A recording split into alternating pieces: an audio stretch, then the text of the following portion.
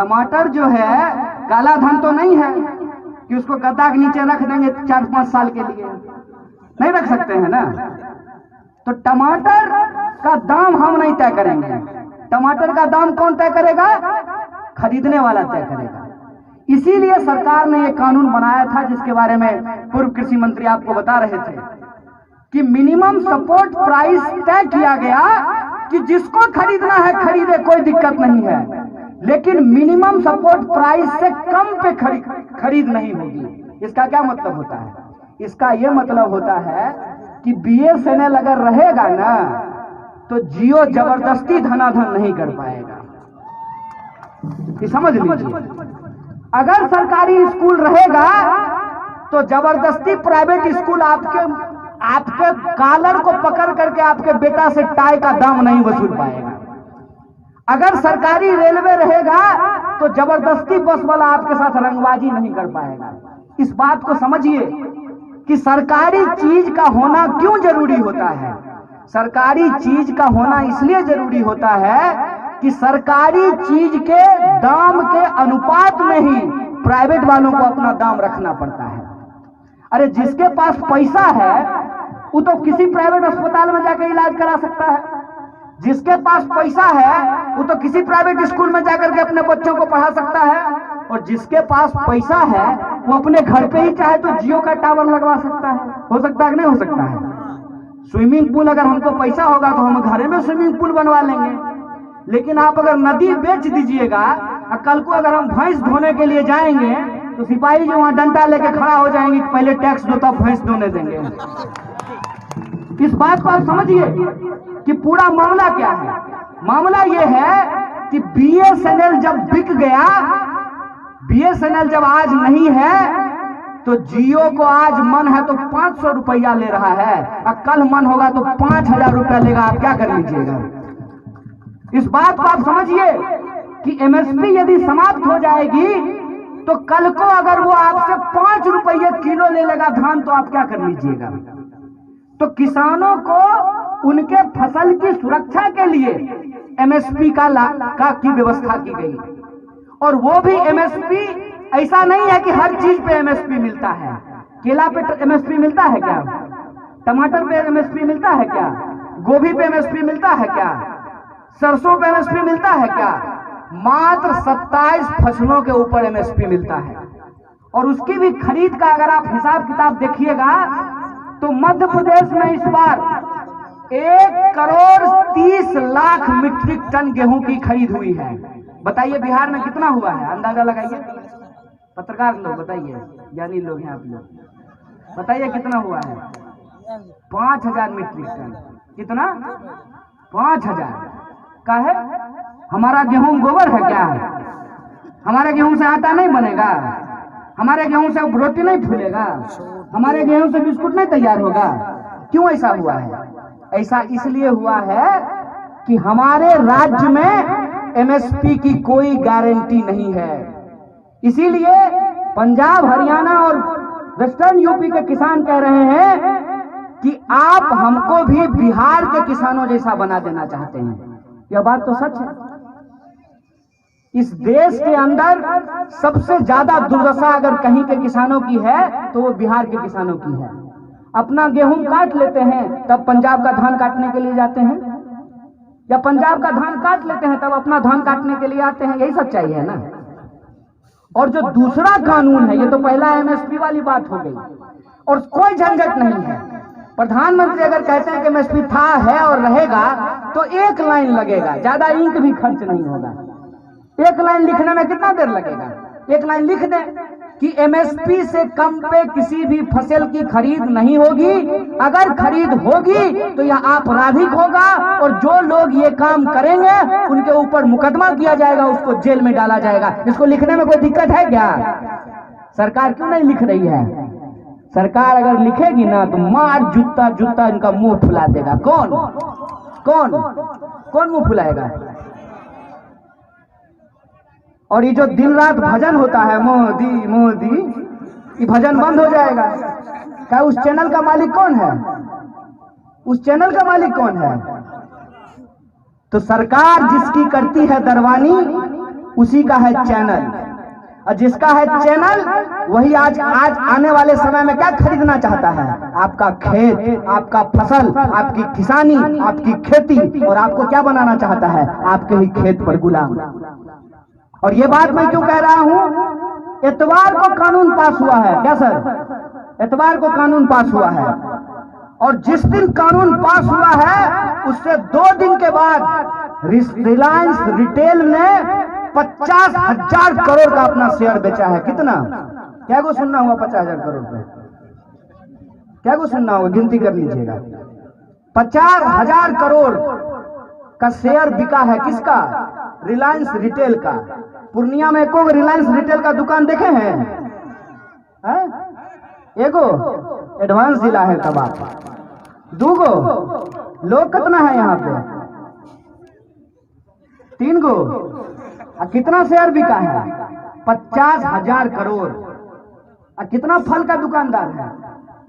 फल का क्या गो रेडी लगता है पूर्णिया में? गिने हैं? है गिनती? क्या गो आलू का दुकान है गिनती? क्या जगह गेहूं मिलता है? गल्ला का दुकान है गिनती? तो आप गरीब से गरीब होते जा रहे हैं और चोरवा अमीर से अमीर होते जा रहा है, और ये हमको समझ में नहीं आए। इसीलिए शाम को टीवी पे बैठ करके एगो टोपी पहन लेगा, एगो तिलक लगा लेगा, मोर तलवार निकालेगा टीवी पे, नकली बॉक्सिंग करेगा वहां पे। एक तरफ देश की लूट, देश के किसानों की लूट, देश के मजदूरों की लूट, देश के यूनिवर्सिटीज की लूट, देश के रेलवे की लूट, देश के LIC की लूट, देश के BSNL की लूट। एक तरफ देश की संपत्ति लूटी जा रही है और दूसरी तरफ क्या किया जा रहा है? हिंदू मुसलमान, मंदिर मस्जिद, टीका टोपी दाढ़ी। बताइए, इस देश के लोगों को यह समझना पड़ेगा कि हम गंभीर संकट से गुजर रहे हैं। और संकट सिर्फ ये नहीं है, ये तो सस्ता फोटोकॉपी है। ये जो पार्लियामेंट में बैठा है, कभी रोता है कभी हंसता है, ऐसा लग रहा है जैसे अल्लाह रुदल का डांस चल रहा हो। ये तो सस्ता फोटोकॉपी है। असल चुनौती इस देश के सामने ये है कि एक तरफ अमेरिका चाहता है इस देश के बाजार को कब्जा कर लेना, दूसरी तरफ चाइना चाहता है इस देश के बाजार को कब्जा कर लेना। आप बताइए, 135 करोड़ का यह देश, जहां महात्मा गांधी, फणीश्वरनाथ रेणु, नक्षत्र मालाकार, कर्पूरी ठाकुर जैसे लोग पैदा हुए, यह महान धरती, ये भारत भूमि जो अपनी आजादी को सेलिब्रेट करता है। एक तरफ उस देश के 135 करोड़ लोग हैं, उनकी आजादी का सवाल है, दूसरी तरफ ये लुटेरे और बेईमान हैं, इस देश को कब्जा कर लेना चाहते हैं। इसीलिए मैं ये कहता हूं कि ये लड़ाई सीधे तौर पर देश बचाने वालों और देश बेचने वालों के बीच में है। आप तय कर लीजिए कि आप किसके साथ खड़े हैं। बोलिए, बचाने वाले के साथ है कि बेचने वाले के साथ है? ये लड़ाई किसानों और बेईमानों के बीच है। ये लड़ाई हेलीकॉप्टर और ट्रैक्टर के बीच में है। ये लड़ाई आप सीधे तौर पे समझ लीजिए कि एक तरफ वो लोग हैं जो 1947 में हमको आजादी मिली है, जो संविधान ने जो हमको अधिकार दिया है, उस संविधान को बचाने वाले लोग हैं। दूसरे लोग वो हैं जो अंबानी और अदानी के दरवाजे पे आज दरबानी करने के लिए तैयार हैं। आज इस लड़ाई में हर एक इंसान को अपनी पहचान को छोड़ करके एक भारतीय होने के तौर पे इस आंदोलन में शरीक होना चाहिए, उसको अपना समर्थन देना चाहिए, क्योंकि आने वाले वक्त में हम छोटी छोटी चीजों के लिए मुहताज हो जाएंगे। दूसरा कानून क्या है? दूसरा कानून है एसेंशियल कमोडिटी एक्ट। क्या कहता है essential commodity act? Essential commodity act कहता है कि जितना मन करे उतना काला बाजारी कर लो। एक बात बताइए, खेती किसानी करने वाले लोग हैं, जब प्याज की पैदावार होती है, जब केला का पैदावार होता है, जब आम का पैदावार होता है, जब गेहूं की पैदावार, जब धान की, मकई की, मखाना की पैदावार होती है, तो जिसके पास पूंजी होगा तो इलाके का सारा मखाना, सारा गेहूं खरीद सकता है कि नहीं खरीद सकता है? तो पहले कानून ये था कि एक लिमिट के बाद आप किसी भी आवश्यक वस्तु का भंडारण नहीं कर सकते हैं। अगर आप भंडारण कीजिएगा तो दरोगा को ये पावर है कि जाकर के उसके ऊपर छापा मार सकता है। इसीलिए आप सुनते होंगे, जब प्याज 80 रुपए किलो हो जाता था तो प्याज के गोदाम पे छापा पड़ता था। पड़ता तक नहीं पड़ता था, और फिर प्याज का दाम घट करके 40 से 20 रुपए पहुंच जाता था।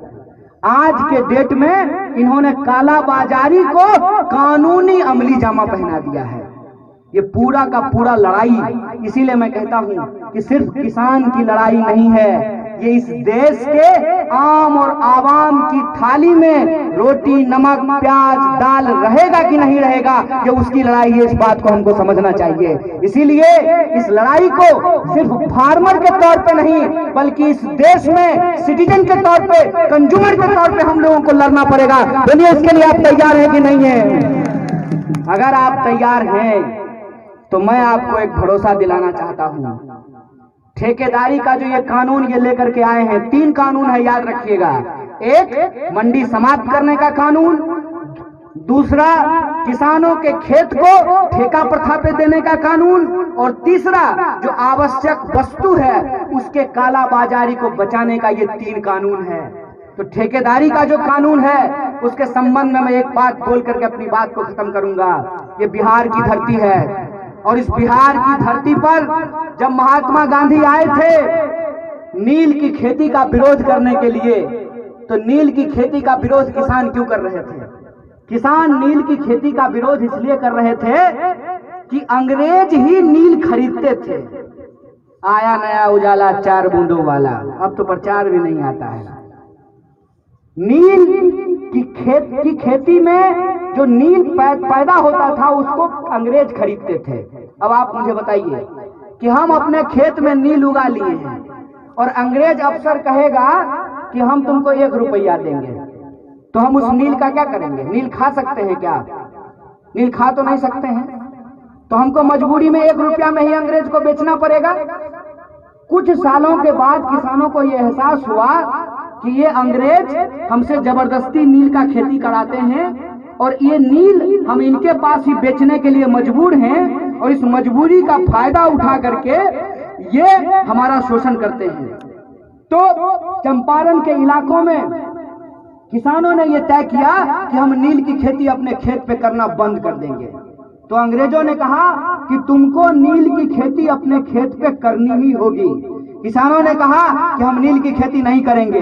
नील अगर तुम नहीं लेते हो तो हम और किसी के पास बेच नहीं सकते हैं, लेकिन अगर अपने खेत पे हम धान उगाएंगे तो तुम अगर हमारा धान नहीं लोगे तो हम चूड़ा कूट करके खा लेंगे, हम चावल बना करके खा लेंगे। ये फर्क आप समझिए। यह जो ठेकेदारी का कानून है, जिस कंपनी के साथ आप करार कीजिएगा, मान लीजिए आप खस की खेती शुरू करते हैं, आप पिपरमेंट की खेती शुरू करते हैं, आप स्ट्रॉबेरी की खेती शुरू करते हैं, तो वो कंपनी ये बता करके कि आपका प्रोडक्ट जो है वो हमारे स्टैंडर्ड के हिसाब से नहीं है, आपका प्रोडक्ट हमारे स्टैंडर्ड के हिसाब से नहीं है और आपका सामान नहीं लेगा, तो आप बोलिए आप किसके पास बेचने के लिए जाएंगे? तो मजबूरी में कम दाम पे आपको उसी कंपनी को अपना सामान आपको बेचना पड़ेगा।